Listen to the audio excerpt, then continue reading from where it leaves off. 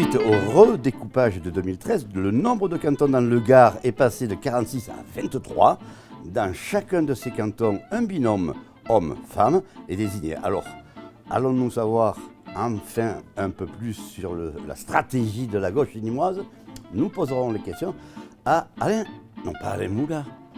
Je me suis trompé. Si tu peux me poser la question, tu peux. Comment ça va, Alain? Écoute, je vais bien, ça va. Je vais t'accompagner parce que je vois que tu bégayes un peu. Alors maintenant, j'ai décidé de t'accompagner. Voilà. Tu te rappelles mon prénom? Oui, Jérôme, c'est ça. Il est bête. Alors bonjour, mon cher Alain Moula. Bonjour, monsieur Patrick. Alors comme ça, tu viendras, oui, effectivement, de temps à autre, quand tu voudras. Hein, tu seras le bienvenu ici chez toi. Hein. J'ai vu que tu bégayais un peu, alors j'ai dit je vais t'accompagner pour... Bon, moi ça me ravit que tu sois avec nous. Mais moi aussi, ça me fait vraiment plaisir.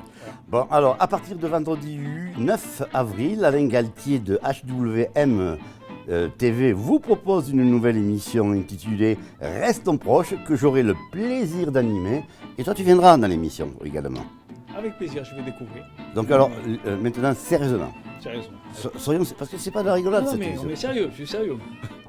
Nous recevons qui aujourd'hui? Alors aujourd'hui c'est monsieur Patrick Pouèche. Pouèche, c'est ça? Non, Jérôme. Ah, Jérôme, pardon. Bon alors, à la vision et à la réalisation, Aurélien Quillet. À la communication, tu me perturbes. Donc je reprends. À la vision et à la réalisation, Aurélien Quillet.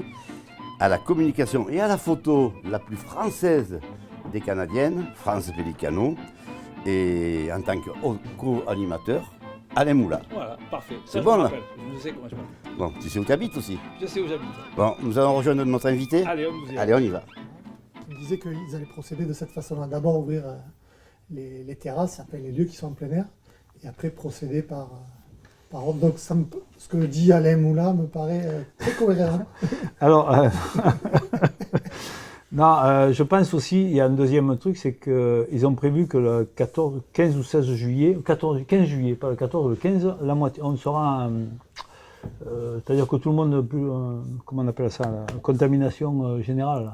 La vaccination, tout le monde sera vacciné. Oui, mais entre le vaccin et ceux qui l'ont eu, on pourra tous se promener. On pourra s'embrasser, quoi. Non, mais parce que le virus ne pourra plus communiquer, parce que pour le moment c'est une personne pour 3, alors que là, le virus sera bloqué parce qu'il va rencontrer des gens. Soit des gens qui ont été vaccinés, soit des gens qui l'ont déjà eu. Et donc c'est l'immunité totale. Voilà, c'est ça que je cherchais. Tu m'as donné le mot. Merci. Non, mais quand tu sais pas, tu demandes à Jérôme. C'est simple. Le 15 juillet, on devra avoir l'immunité totale en France. Voilà. Et ça permettra de libérer un peu plus les choses. Voilà. Très bien. C'est le mot que je cherchais, je te remercie. Non, mais pour ça, il est assez généreux, si tu veux. Non, il n'est pas généreux, parce qu'il le savait, mais il n'a pas voulu me le dire, il m'a laissé m'enterrer. Je vais chercher en même temps. Bon, toi, ça va bien, ça? Oui, très bien. Impeccable. Oui. On en parlera tout à l'heure des élections qui arrivent, là. Tu auras Oui, bien sûr. peut-être quelque chose à nous Tu as une annoncer. question? Moi, je t'ai prévenu que je ne faisais pas d'annonce et que je Donc, n'ai y a pas d'annonce. d'actualité. Bon, on verra bien. On verra bien. Allez Patrick, on Oui. va commencer Allez, si tu veux. dans 3, 2, 1.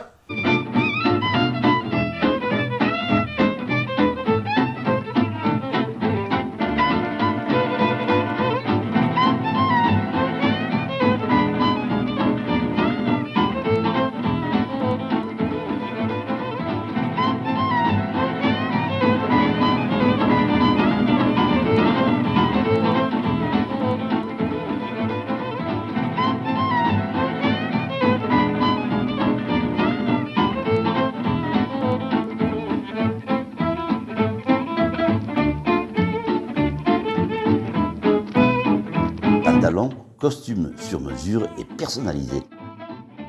NS Concept, son miroir virtuel. NS Concept, 12 rue Régal à Nîmes. Bonjour à toutes et bonjour à tous. Merci une nouvelle fois de nous recevoir chez vous, tout simplement. De nous recevoir chez nous. Cette émission fonctionne de mieux en mieux. Toutes les émissions que nous avons faites il y a 3 semaines ont battu tous les records. La dernière, je pense que c'est parce que tu y étais, Non. sur les Mazets. Je pense que tu t'améliores comme le bon vin. Félicitations. Merci. Et merci Jérôme. Merci à toi. Oh, bonjour. Écoute, il y avait une place, je me suis assis. Tu as bien fait de t'asseoir, ça toi correctement. J'ai vu du monde qui est autour de moi. Je ne sais pas ce que je fais là, mais bon, je suis là.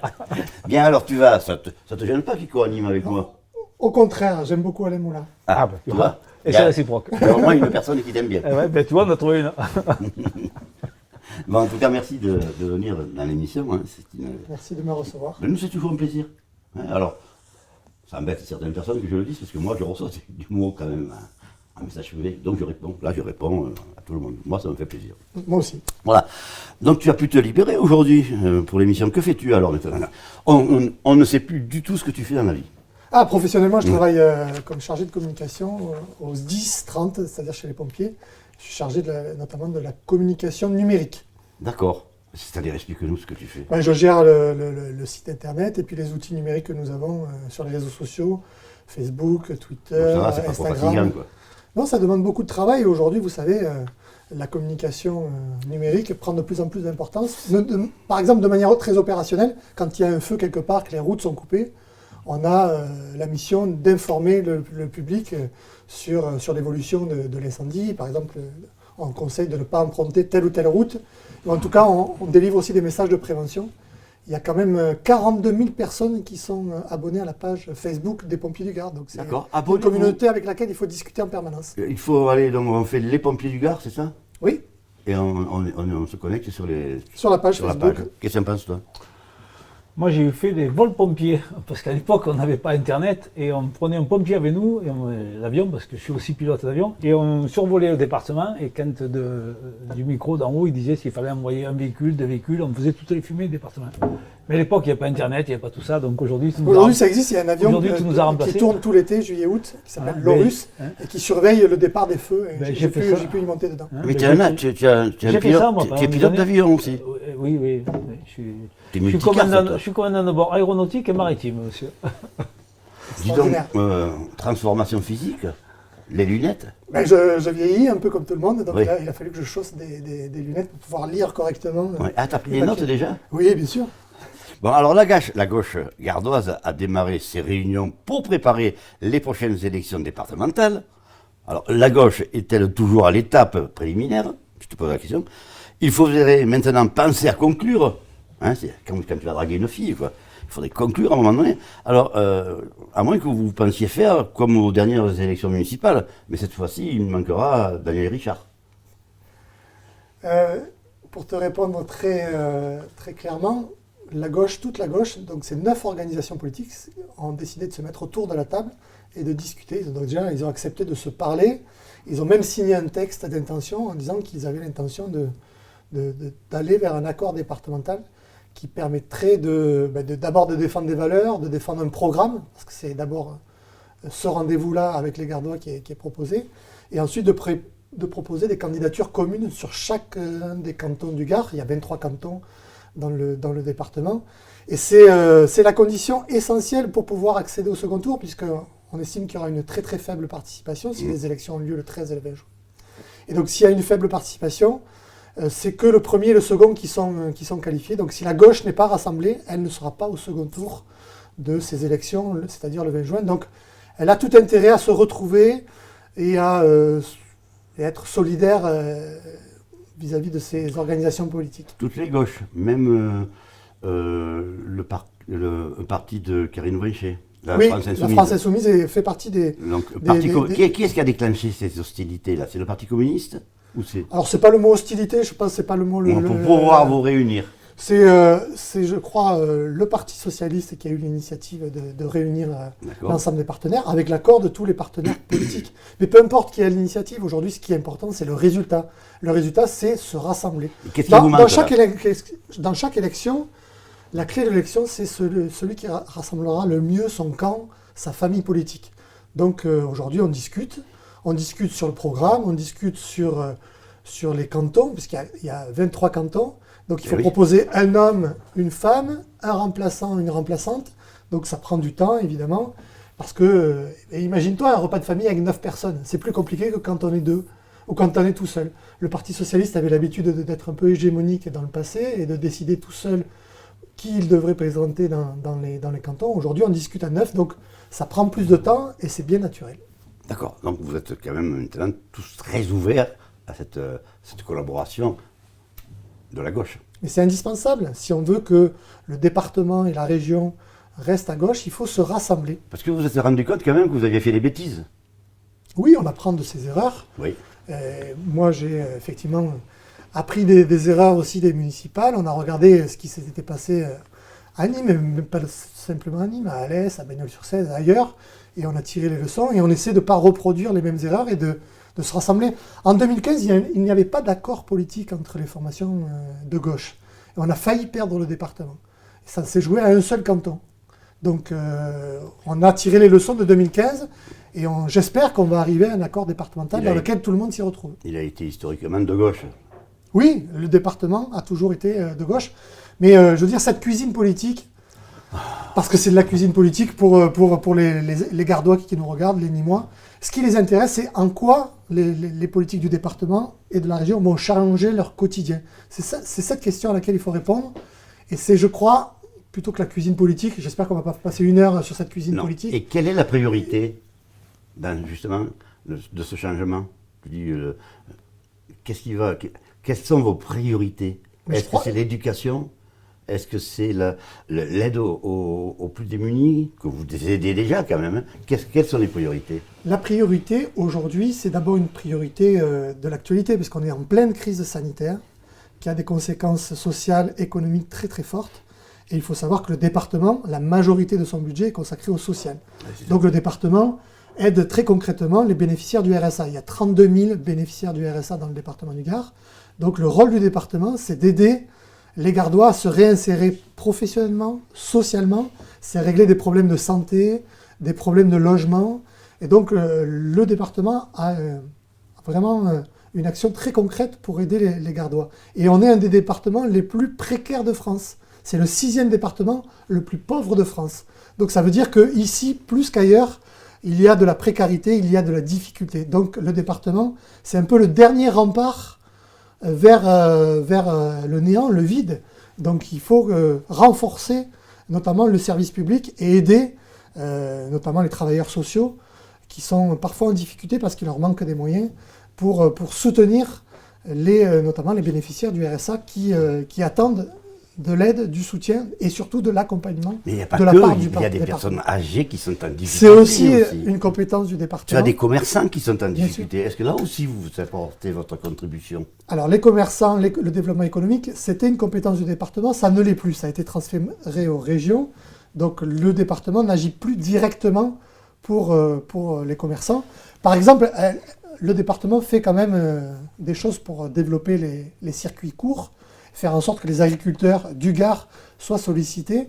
Il y a une marque que peut-être connaît Alain Moula qui s'appelle Militant du Goût, qui permet de mettre en valeur ce que font les artisans et puis à partir de produits des agriculteurs locaux. C'est l'oignon des Cévennes, c'est l'olive, c'est la truffe d'Uzès, c'est le taureau de Camargue. Voilà. Il y a une volonté du département de souligner cette richesse de l'agriculture et de ce patrimoine gastronomique. Comment, excuse-moi Patrick, comment vous allez concilier, vous êtes 9 partis à gauche, comment vous allez concilier? Vous partagez chacun une partie, un truc, ou est-ce que vous allez mettre le meilleur à chaque poste? C'est-à-dire que vous êtes 9, donc on partage, ou alors on met les meilleurs, tant pis si un n'a pas de représentant. Mais non seulement on va partager, et en plus l'ambition c'est de mettre ceux qui auront le plus de chances de faire gagner la gauche. Sur Nîmes, un exemple, il y a Christian Bastide et Amal Couvreur qui sont des conseillers départementaux sortants. Ils sont sur le canton numéro 2. Ils vont se représenter. Donc là, Christian Bastide est issu du Parti communiste. Amal Couvreur, elle, est apparentée socialiste. Elle siège au groupe socialiste. Donc on va reconduire ce duo-là sur Nîmes parce qu'on considère qu'ils ont un bilan très positif et qu'ils sont très appréciés de la population sur ce canton. Donc on va à la fois partager, puisqu'il y a 23 cantons, on multiplie par 2, donc ça fait 46, ça fait quand même 46 candidats. Donc on a de quoi ventiler les différentes formations. Oui, mais peut-être qu'il y aura une formation où il n'y aura pas de représentant alors. Oui, bien sûr. D'accord.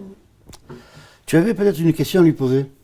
Oui, j'aimerais savoir, parce que c'est quand même, tu es un être humain, d'accord? Bien sûr.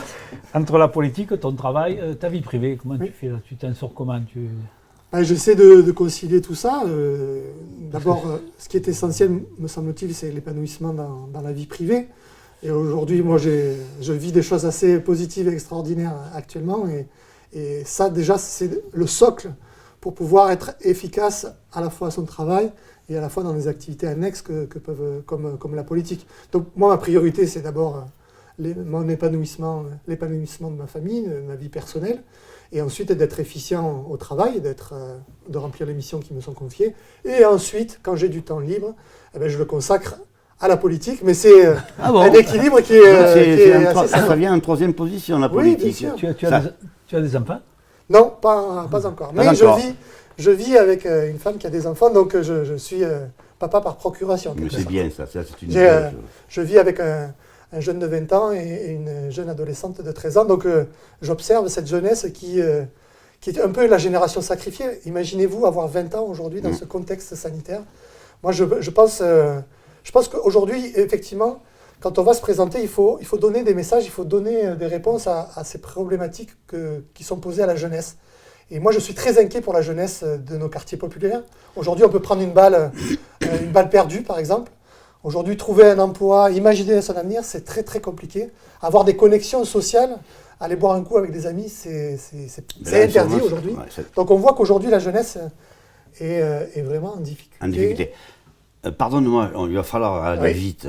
Justement, il y a la question de France. Ah, France. Bonjour France. Voilà. Bonjour Jérôme, ça va bien? Très bien. Bon, une petite question, pas compliquée. Je voulais juste savoir, par curiosité, à part la politique, est-ce que tu as une passion, hobby ou un intérêt quelconque? Oui. Oui? Alors j'aimerais bien savoir c'est quoi. C'est le journalisme. En fait, j'ai toujours rêvé d'être journaliste, mais je n'ai pas pu l'être professionnellement, pas parce que j'ai fait d'autres choix. Je me suis plutôt dirigé dans la communication des collectivités territoriales. Et je suis passionné de tout ce qui est les nouveaux médias, le journalisme. Et c'est pour ça que j'ai une admiration pour Patrick, ce qu'il fait, parce que c'est un formidable animateur. Et ce qu'il fait sur les réseaux sociaux, ça attise ma curiosité. Et j'ai beaucoup d'amis journalistes, et j'ai un de mes meilleurs amis qui est journaliste au Figaro. Et je suis très curieux de ce métier-là qui est en difficulté, un peu comme les hommes politiques. Hein. On remet en question leur discours. C'est un métier qui est en crise. Il y a de moins en moins de journalistes parce que Internet, les réseaux sociaux ont vraiment bousculé ce métier-là. Et j'espère que j'ai développé un site Internet et une page Facebook qui s'appelle Une Anime.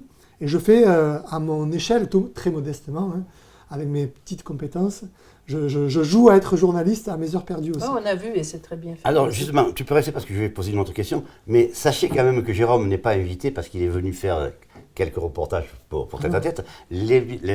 L'invitation a au moins 2 ou 3 mois. Oui. Hein, donc sachez qu'il est venu et ça, nous te félicitons parce que ça apporte un plus, hein, tes reportages, hein, que ce soit sur les Mazets, que ce soit sur la Camargue, etc., etc. Mais moi, je crois savoir que tu as une âme de collectionneur et notamment tout ce qui concerne les années 1940, la guerre. Non, en fait, j'ai une admiration pour Jean Moulin. Oui. Donc je lis beaucoup tout ce qui est attrait à la résistance. Et pour moi, Jean Moulin est un héros extraordinaire.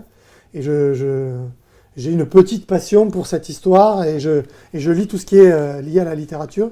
Et je suis très intéressé par l'histoire de la résistance. Voilà. Parfait. Ouais. Mais merci. Merci Madame Pellicano. Tu as un ami au Figaro. C'est Oui. pas trop tes idées pourtant. Non, mais je crois que... Moi, je ne choisis pas mes amis en fonction de leurs idées politiques. Bravo. Je choisis mes amis parce qu'ils ont des valeurs, parce que je partage des passions, des intérêts communs. Et Guillaume, pour ne pas le citer, est un ami qui m'est très proche parce que voilà, on a ce goût pour la communication, le journalisme, et je suis très admiratif du travail qu'il fait. Et vous savez, lire toujours la presse qui va dans le sens de ce qu'on a envie de lire ou d'entendre, c'est pas toujours très bon. Il faut savoir lire. Moi, je lis de tout. Hein. Je lis Libération, je lis Le Figaro, je lis. J'essaie de frotter mon opinion à d'autres opinions ça me permet de progresser un peu chaque jour. Bien, quel est ton avis? Qu'il faut, donc, concernant les élections, tu nous as répondu, il va bien falloir trouver une solution rapidement quand même, pour trouver des leaders chaque fois. Donc ça va être d'ici quelques temps. Alors moi, je tiens à dire que je ne participe pas aux négociations, hein. Ce n'est pas moi qui décide. Ma famille politique, qui est le Parti Socialiste, a désigné 2 représentants. Qui sont? Le représentant naturel, c'est Jean Denat, qui est le premier secrétaire fédéral. Oui. Et on a désigné Arnaud Bord, qui est ce qu'on appelle le chef de file du Parti Socialiste, pour négocier au nom de ma famille politique pour le Parti socialiste. Donc moi, ce que j'ai dit, très simplement, j'aurais dit à ces deux personnes que j'apprécie particulièrement, j'aurais dit, moi je suis à votre disposition, si je peux être utile, je serai utile. Donc c'est à eux de décider, c'est à eux de discuter avec les autres partenaires, c'est à eux de voir qui seront les meilleurs candidats sur les cantons Nîmois et dans le Gard. Donc quand même, ils ont besoin de ton avis aussi. Oui, ils me sollicitent, mais je ne suis pas le seul. Je veux dire, on est beaucoup de militants. D'accord. L'ensemble des militants nîmois, gardois sont sollicités et sont associés à cette dynamique de rassemblement de toute la gauche. Vous avez bien compris? Toute la gauche. Donc moi, je suis très désolé parce que je crois que tu étais le seul socialiste qui restait à Nîmes. Eh bien, écoute, au-delà de la plaisanterie, il y a moins de socialistes qu'il y en avait il y a 6 ans, c'est vrai. On était sans doute autour de 2000-2500. Aujourd'hui, on est plutôt autour de 600 militants. Donc il y a beaucoup moins de gens qui sont engagés au Parti socialiste. C'est une réalité, il faut l'assumer. Mais j'ai envie de dire que ceux qui restent sont des gens qui ont la foi, qui sont fidèles. Moi, ça fait 33 ans que je suis au Parti socialiste. Je suis fidèle. Et je peux vous dire que ceux qui restent, c'est vraiment des militants purs et durs. Et pas des opportunistes qui, en fonction du vent, en fonction des opportunités, sont allés par exemple à La République En Marche pour aller chercher tel ou tel poste. Non, je pense qu'aujourd'hui, le Parti socialiste, effectivement, est moins au devant de la scène, mais il doit se réinventer, il doit mieux épouser les attentes des gens, des sympathisants de gauche, et il doit aller à la rencontre de l'électorat de gauche, et travailler pour se réinventer, et c'est le travail qu'on est en train de faire avec Jean Denat, Arnaud Bord et puis d'autres. On va en parler de Jean Denat. Je voulais juste te poser la question, tu ne crois pas que c'est quand même François Hollande qui a fait du mal au Parti socialiste? Je crois que la séquence effectivement du gouvernement Hollande a fait du mal à la gauche de manière générale, et elle a fait du mal au Parti socialiste. Rappelons-nous son slogan de campagne, hein, le changement c'est maintenant. Voilà. Je pense que moi, je me suis engagé dans la politique, et encore aujourd'hui, si je m'engage, c'est pour changer les choses. Et il y a eu un rendez-vous manqué avec ce changement, parce qu'il y avait beaucoup d'espoir, à gauche notamment, de son discours sur la finance. On pensait qu'il y avait des changements radicaux qui allaient être opérés. Ces changements ne sont pas venus. Il y a eu après des problèmes de communication assez forts, mais il y a eu aussi des réussites. Hein. Le mariage pour tous, pour moi, est un phénomène social qui marquera l'histoire de la gauche et du début du XXIe siècle. Mais effectivement, on a observé que beaucoup de gens nous ont quittés à ce moment-là sur cette séquence, parce que François Hollande n'a pas tenu ses engagements de promesses à gauche importantes. Oui, tu as raison, d'une certaine façon. Je me souviens quand je t'avais reçu il y a quelque temps, ça, tu m'avais dit, moi je suis devenu socialiste le soir où j'ai vu Mitterrand gagner. Oui, parce que j'avais 9 ans, il y avait la fête à la maison, je ne comprenais pas trop ce qui se passait. Et il y avait une fête extraordinaire comme je n'avais jamais vu à la maison. Et j'ai demandé à mes parents, et j'ai dit, mais qu'est-ce qui se passe? Donc ils m'ont expliqué, moi j'ai essayé de comprendre avec mes 9 ans, et j'ai dit à mes parents, moi je veux rendre les gens heureux comme ils l'ont été ce soir-là. Voilà, je veux faire de la politique pour changer la vie et rendre les gens pleins d'espoir et heureux de ces changements sociétaux. Donc tes parents étaient socialistes aussi? Oui, d'accord. Bien sûr. On est de gauche parce que nos parents étaient de gauche, et on est de droite parce que nos parents étaient de droite. Moi, j'ai eu une éducation très simple. Hein. Ma maman était secrétaire, mon papa était cuisinier. Ils m'ont élevé dans un esprit d'ouverture sur les autres. Moi, mon père m'a toujours élevé dans l'idée d'aller aider les autres, d'être utile aux autres. Et c'est ce que je poursuis encore aujourd'hui. C'est ce qu'on appelle le social. Oui, c'est ça. Mais on peut être de droite aussi et faire des maraudes à la Croix-Rouge. Je veux dire, on n'a pas forcément le monopole du cœur, pour reprendre une certaine phrase. On peut être de droite et de gauche et avoir vraiment une fibre humaniste très très forte, une fibre humanitaire. Moi, le sens de mon engagement politique, c'est d'être utile aux autres. On va aller vite, Jérôme. Je voulais te parler de Jean Denat, maire de Nîmes. Oui. Non, de Vauvert. Maire de Vauvert. À un moment donné, je ne voulais plus du tout entendre parler du parti communiste. Donc, il est revenu sur de meilleurs... si pendant les élections municipales, s'il n'y a pas eu d'accord au premier tour avec le Parti communiste, c'est que Jean Denat n'était pas tout à fait d'accord avec le Parti communiste. C'est pas exactement comme ça. Je ne te l'apprends pas, ça, quand même. Non, il ne faut pas penser que Jean Denat est contre le Parti communiste. Au contraire, Jean Denat est d'abord notre responsable chez les socialistes et il a une idée très très forte du rassemblement de la gauche. Et là, rien contre le Parti communiste. Je ne sais pas qui t'a mis cette idée dans l'esprit. Je l'avais lu. Non. Parce qu'il y avait eu des accords. Jean Denat, en tant que premier socialiste dans le Gard, à Nîmes, il a dit c'est les militants qui choisissent, choisissent leur stratégie. Donc on a voté pour un rapprochement plutôt avec les Verts, mais Jean Denat nous a en quelque sorte laissé faire sur la stratégie, dès lors qu'il y a eu un vote et un débat chez les militants. Donc ne croyons pas que Jean Denat est opposé au Parti communiste, bien au contraire. Je veux bien te croire. Donc tu sais que, je t'avais dit non, il n'y aura pas de surprise aujourd'hui. Puis je me suis dit quand même, on ne peut pas. Ah, il y en a quand même une. On ne peut pas passer à côté. On ne peut pas passer à côté parce qu'il y a tellement longtemps que j'ai envie de le recevoir. Ah, d'accord. C'est une surprise. Oui, c'est une surprise. Mais on va le recevoir. Ok. Il arrive. Il arrive doucement. Salut Jérôme. Salut Nico. Bonjour. Nicolas On se salue. Nicolas Nadal. Voilà, ça fait très longtemps que j'avais envie d'inviter. C'est une agréable surprise. Et dans mon esprit, je me suis dit, s'il y a une surprise, j'aimerais que ce soit Nicolas. C'est vrai. Alors, en plus, le secret était bien gardé. Très bien gardé. Ouais. On s'est eu au téléphone récemment, on n'a pas du tout évoqué. Et comme je te disais, franchement, ça me fait plaisir, tout simplement, de le recevoir. C'est un plaisir partagé. L'homme, puisque que sa corporation représente.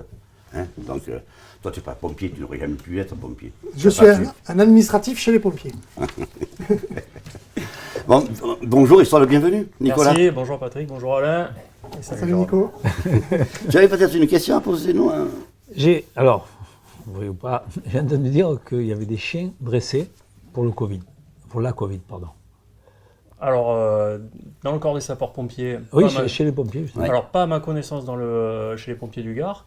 Après, c'est vrai qu'aujourd'hui, j'ai entendu effectivement parler d'un dressage de chiens pour le Covid, pour détecter, ils ont une sensibilité particulière qui fait qu'ils peuvent détecter les personnes infectées du Covid et éventuellement les mettre à l'isolement ou leur administrer. Et où ça en est, ça Dans le Gard, à ma connaissance, pour l'instant, c'est pas encore en action. Après, Ça serait une très belle avancée, ça, quand même. Bien sûr. Alors, ils font déjà un travail, il faut souligner quand même le travail qu'ils font aujourd'hui de recherche de personnes, qui a payé plusieurs fois dans le département du Gard. Mais c'est vrai qu'effectivement, il peut se développer encore.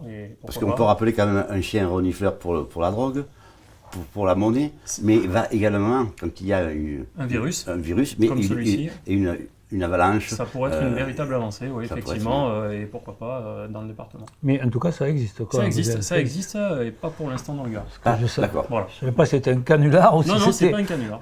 Non, mais c'est très bien. C'est une information. Donc nous recevons bien Nicolas Nadal, qui lui est secrétaire général du syndicat Sud-Pompiers du Gard, syndicat majoritaire au sein de la SDIS, C'est ça. le service départemental d'incendie et de secours du Gard. Alors que faut-il faire pour que les pompiers soient mieux respectés dans les banlieues sensibles? Alors aujourd'hui, on a un système qui a été mis en place dans le département du Gard qui était assez novateur. Donc on a des gens qui travaillent dans les quartiers sensibles et qui effectivement expliquent ce que fait notre corporation. Et ça permet d'établir des véritables relations de partenariat avec les jeunes des quartiers pour éviter justement cette incompréhension et parfois des agressions. Donc aujourd'hui, on a des référents dans les quartiers, je peux les citer, Marc Eslani, Jérôme Chadouli, qui font un travail remarquable de sensibilisation pour les problématiques sapeurs-pompiers. Jérôme, une question pour tous les deux. Faut-il éduquer d'abord les parents avant les enfants? Les parents sont le fruit d'une histoire, d'une éducation eux-mêmes, donc je pense qu'il y a une convergence d'éducation. Il y a effectivement, dans le cercle familial, il y a la nécessité pour les parents d'avoir un rôle éducatif. Et si certains sont désemparés, souvent on a des situations de famille monoparentales avec des femmes qui élèvent seules 1, 2, 3 enfants et c'est pas facile pour elles, il faut se mettre en place. Sûrement. Et puis il y a le rôle de l'école, et puis les pompiers ou d'autres acteurs, notamment la police de proximité, peut aider à éduquer effectivement les enfants dans le cadre associatif. Excuse-moi, l'école n'est pas obligatoirement faite pour éduquer, l'école est faite pour enseigner. Oui, bien sûr, mais elle a un rôle éducatif, l'école, à jouer. Mais le premier rôle éducatif, tu as raison, c'est le cercle familial.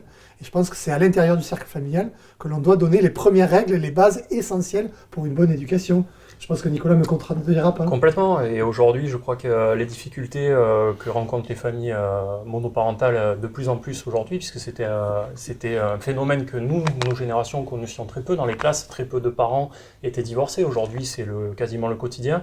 Les personnes se retrouvent seules à éduquer leurs enfants et c'est difficile. Alors, je ne remets pas la cause systématiquement au fait du manque d'éducation donné par les parents, pas du tout. Mais c'est vrai que c'est une difficulté supplémentaire.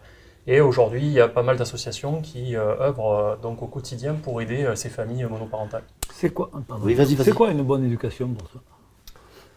Une bonne éducation, c'est d'abord le respect des autres. Hein, et je crois que être poli, respectueux, bien écouter ses parents, les adultes, les aînés de manière générale, ça fait partie de la bonne éducation. Moi, j'ai eu la chance de recevoir une bonne éducation. J'ai eu mon papa et ma maman ils ont divorcé, mais très tardivement, pardon. Et donc, je crois que la bonne éducation, c'est d'abord le respect, des autres et de soi-même. Uniquement Le respect des règles, des valeurs, des institutions. Et je pense que quand on respecte les règles, les individus, les hommes, les femmes, je pense que à ce moment-là, les choses se passent de manière correcte. Et c'est là où il y a un travail peut-être à effectuer, non? Je crois qu'on a 3 valeurs quand même, liberté, égalité, fraternité aujourd'hui.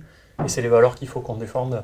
Et je pense que la citoyenneté, ça peut être une valeur complémentaire, effectivement, aujourd'hui, où on doit s'entraider les uns les autres, on doit se respecter les uns les autres, on a des règles, on est soumis à ces règles aussi, et il faut les appliquer. Voilà, c'est un petit peu ce triptyque liberté, égalité, fraternité. Et la fraternité prend tout son sens aujourd'hui au vu de la crise qu'on est en train de traverser. Et est-ce que justement tous ces jeunes qui sont en difficulté, qui sont de plus en plus jeunes, quoi, je veux dire, ils ont 12, 13 ans, 14 ans, 15 ans, les éducateurs arrivent à faire quelque chose? Est-ce qu'il y a des résultats? Bien sûr, il y a des résultats. Alors, Jérôme, pour ne pas le citer, très rapidement, il était adjoint au maire et il s'est occupé des jeunes, de la jeunesse. Donc je crois qu'il a mis en place quand même certaines choses qui aujourd'hui perdurent. Donc ça veut dire que quand même il y a des choses qu'on peut faire et qu'on peut créer pour les jeunes et qui peuvent encore perdurer dans le temps. Il y a aussi tous ces médiateurs urbains que j'ai cités qui font un travail au quotidien qui est exceptionnel. Mais il y a les médiateurs aussi dans les bus, qui aujourd'hui sont en difficulté parce qu'ils sont en sous-nombre et qui effectivement font ce lien avec la population, avec ces jeunes. Donc oui, il y a des choses qui payent. Après, il faut s'en donner les moyens. C'est un choix qui, à mon avis, est politique. Et là, on peut parler de politique au sens noble du terme, c'est un choix politique. Mais pas municipal ou national? Ah mais c'est les deux, Patrick. Ça peut être un choix municipal, puisque nous, dans le programme qu'on défendait avec Jérôme, on avait mis la citoyenneté donc au cœur de notre programme. Mais effectivement, ça peut être aussi un choix national. Et aujourd'hui, la préfecture a mis en place ces médiateurs urbains qui font, comme je te le disais, un travail qui est remarquable.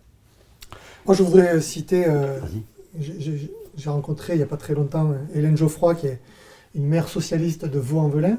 Elle commence à avoir des résultats sur la façon de gérer des quartiers qui sont compliqués dans la banlieue, dans la banlieue lyonnaise.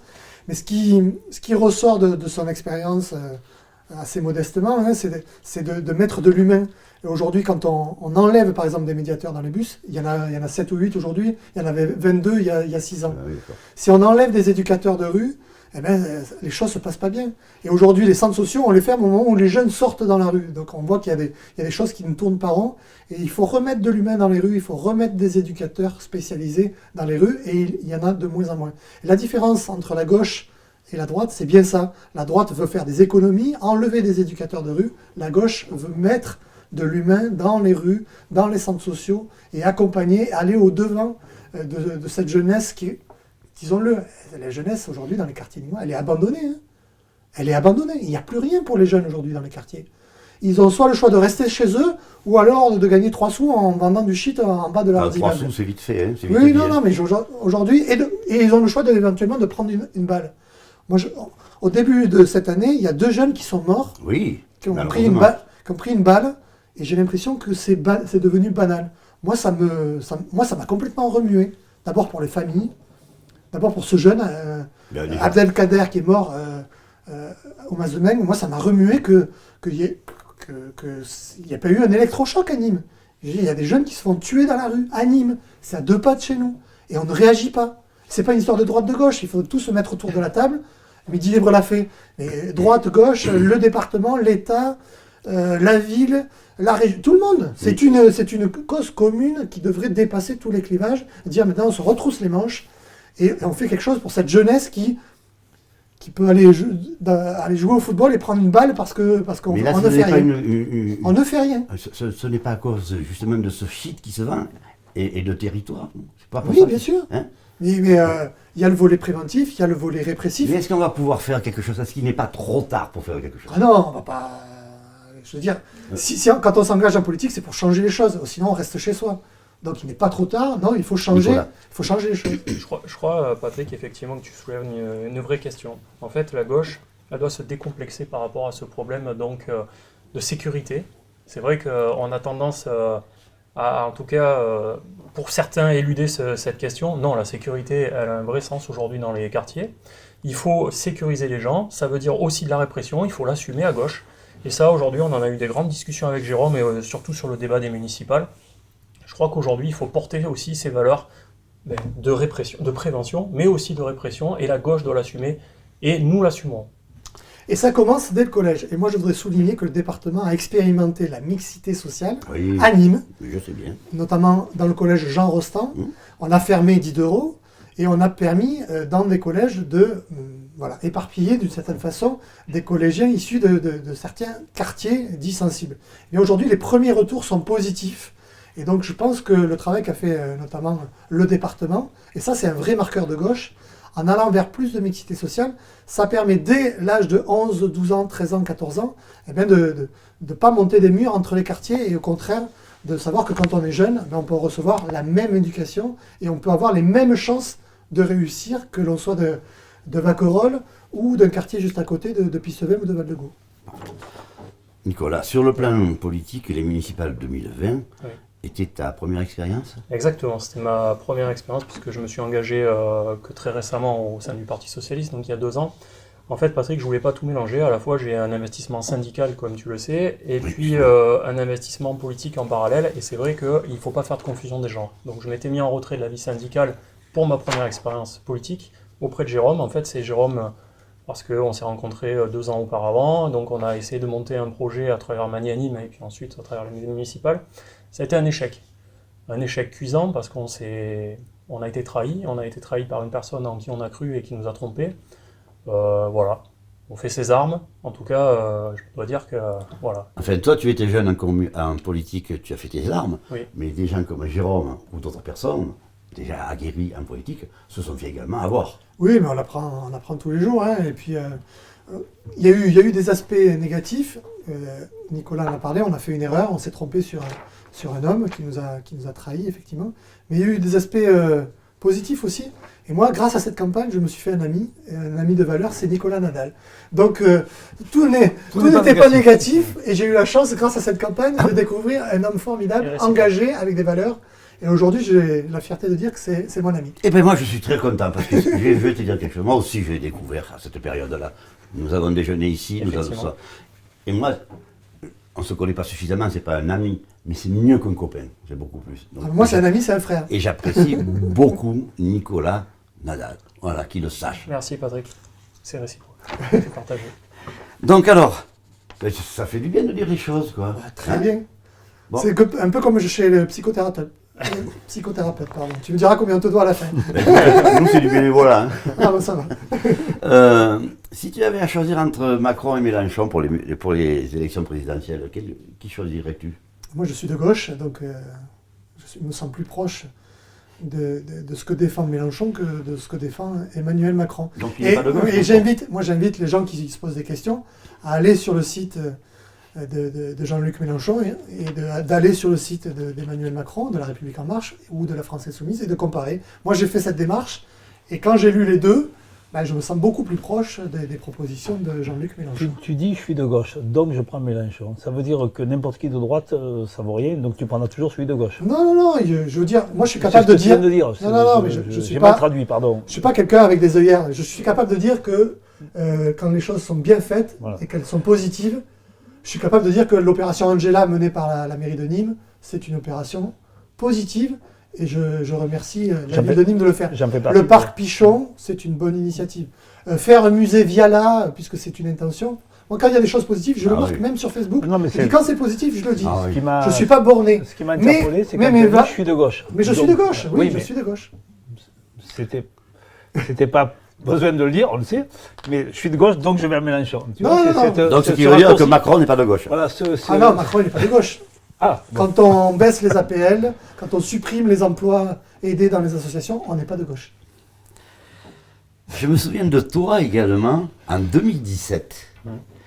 Vous aviez, avec tous tes copains, vous aviez investi L'avenue Feuchère. l'avenue Feuchère parce que vous faisiez des revendications. C'était pour C'est quelles ça. revendications? Donc à l'époque, on avait un manque en moyens, je parle matériel et aussi effectif.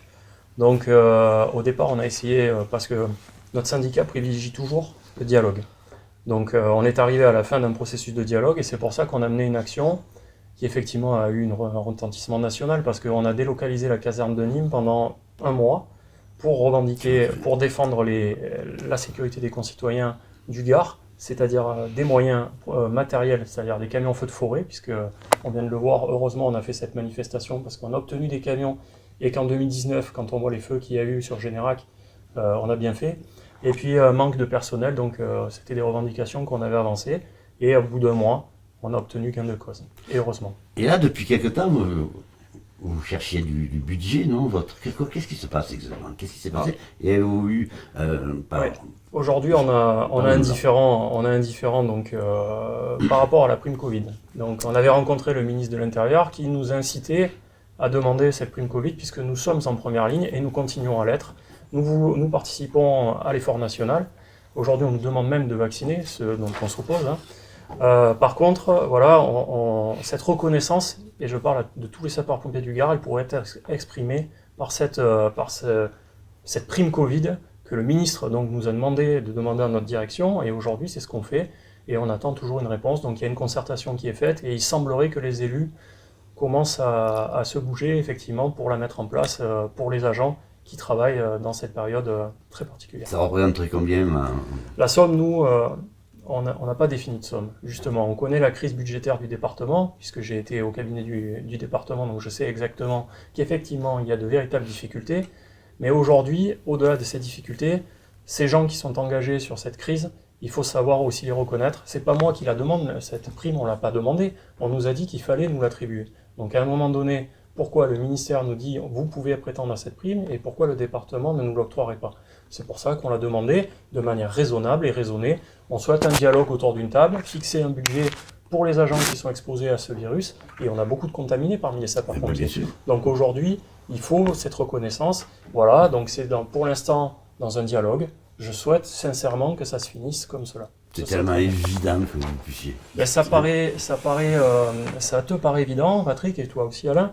Aujourd'hui, ça l'était pas autant aux personnes à qui on l'a demandé. Et justement, tu as dit, vacciner n'est pas notre métier. Vacciner, c'est un acte médical. Aujourd'hui, on a des infirmiers chez les sapeurs-pompiers et des médecins qui sont prêts à le faire.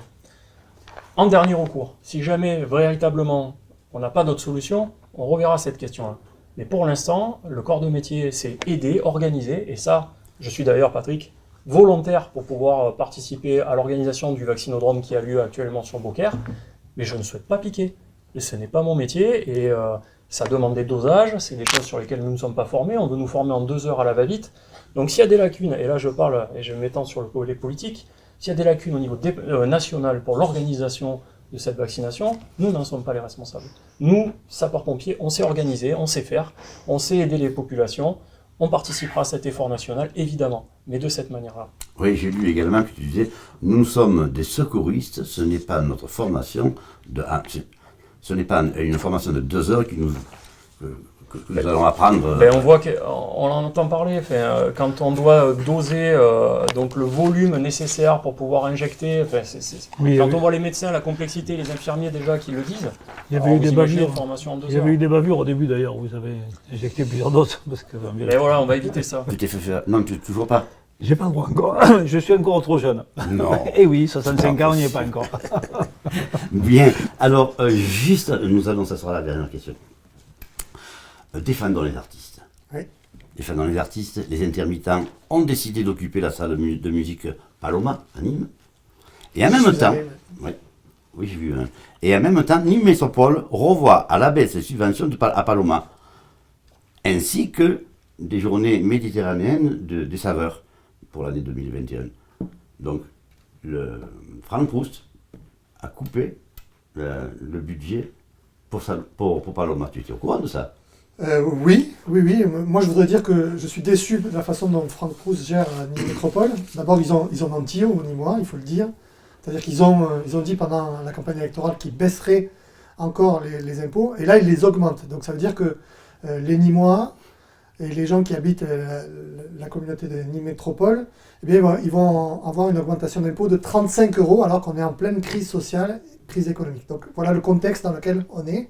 Et ensuite, le groupe de gauche a proposé un vœu au conseil communautaire pour défendre les acteurs culturels qui occupaient notamment Paloma, mais pas seulement, tous les acteurs culturels, puisqu'il y en a plus de...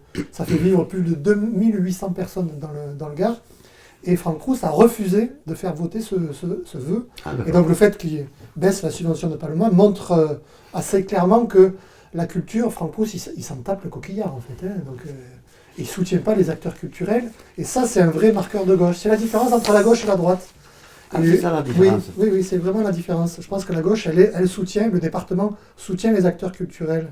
Vraiment, on l'a montré. Et on va le montrer encore si les gardos nous font confiance. Et dès que ce sera possible, allez voir du spectacle vivant. Allez-y. Allez dans les restaurants, dans les bars, dans les salles Pas trop dans les restaurants, pas. Dans les salles un peu. Enfin bref, profitez, tout simplement. Le peu qui sont allés dans les restaurants, ils sont sur les journaux en ce moment.